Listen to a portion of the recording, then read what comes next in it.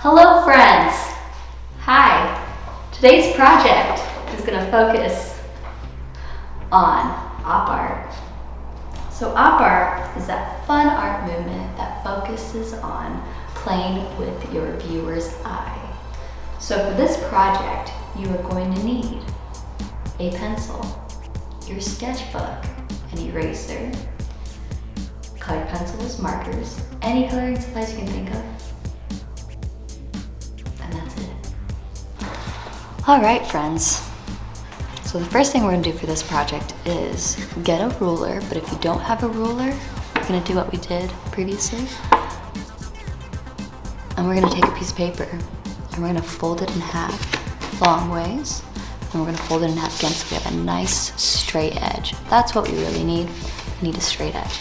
Now you're gonna take your sketchbook or any piece of paper that you have, and you're gonna try and create a square as best as you can. Doesn't have to be perfect, but that's what we're gonna try and do. So, for this project, we're gonna draw 6 lines that go straight across and through. So I'm gonna start by lining up my corners.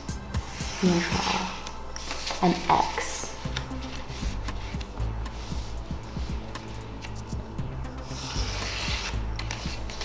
And I'm gonna draw a line that goes right down the center. So far I have 3 lines. And this will be my 4th line. But notice, everyone is hitting and lining up at this middle point. So now that we have 4 lines, this will be our 5th line. And then we'll have our 6th line. Now it's very important that you do 6 lines. Because if you don't, that's how things get complicated. So counting, 1, 2, 3, 4, 5, 6. 6 lines. So for this, it's important that you pay attention to what you're doing because it does get confusing. So for this one, I'm going to draw a curved line that goes, that the curved faces out, and then this curved face inward, and then curve out, inward, out, inward,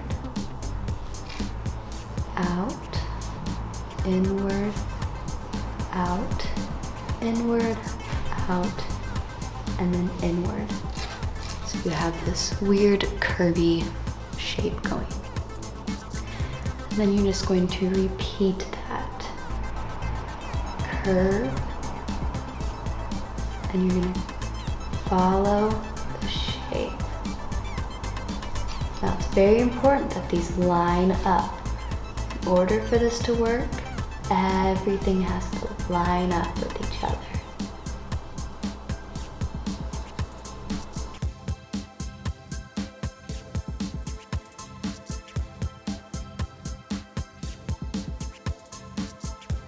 You're going to do that until you get to the outer part of your page.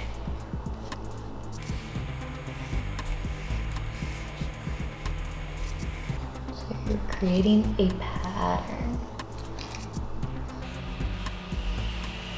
I do recommend using pencil for this, just because if you make any mistakes, you can erase them.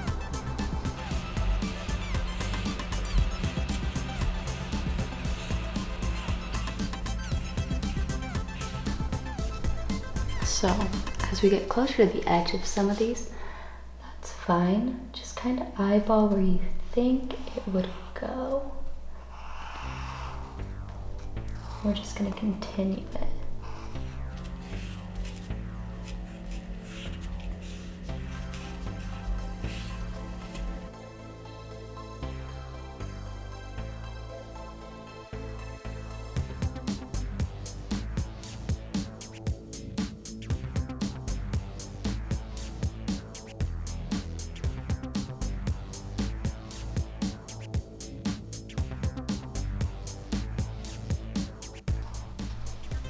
So now we can say that they're pretty much done. For this part though, we're going to want to use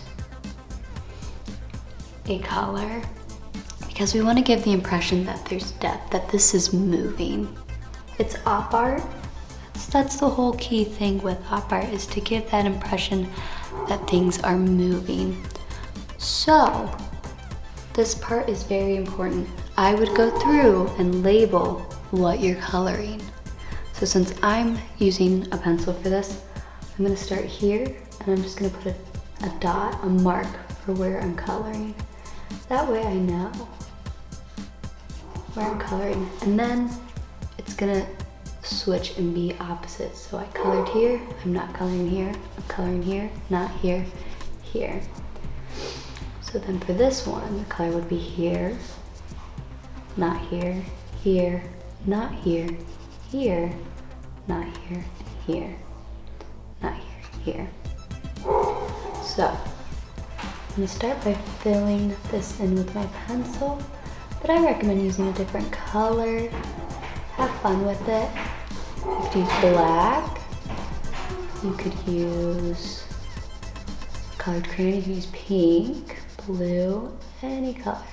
But we're just really focusing on filling that in the best we can. You want to really saturate it. I'm gonna come up here and fill this one in.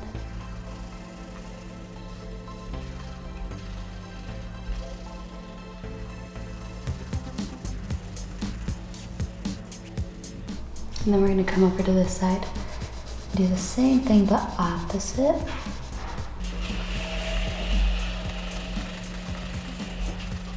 So notice how I'm filling it in, going over it as best as I can.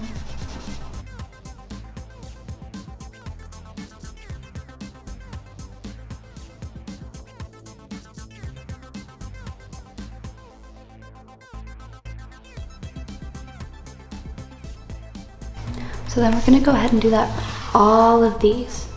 And then once you've done that, the next thing you're gonna do is go into where you have your white, and just on the edges, you're gonna add some value. You're gonna make it a little darker on the edges.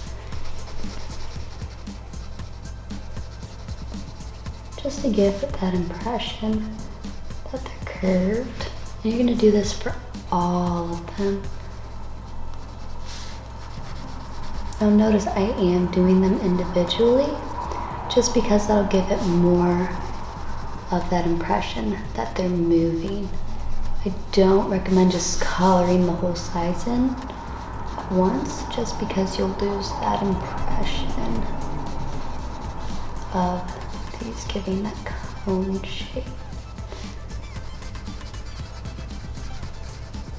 I'm just pressing lightly with my pencil. You can do this with any coloring supply. Oh, stone up there. You can do this with a crayon. You can do it with 2 different colored markers. But I'm also going into my darker colors and creating that sense of depth. And you're going to do the same thing at the starting cone. But the goal is to create a sense of motion and movement.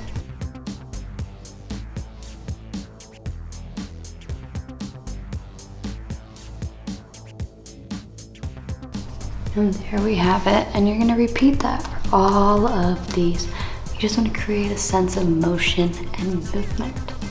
And there you have it.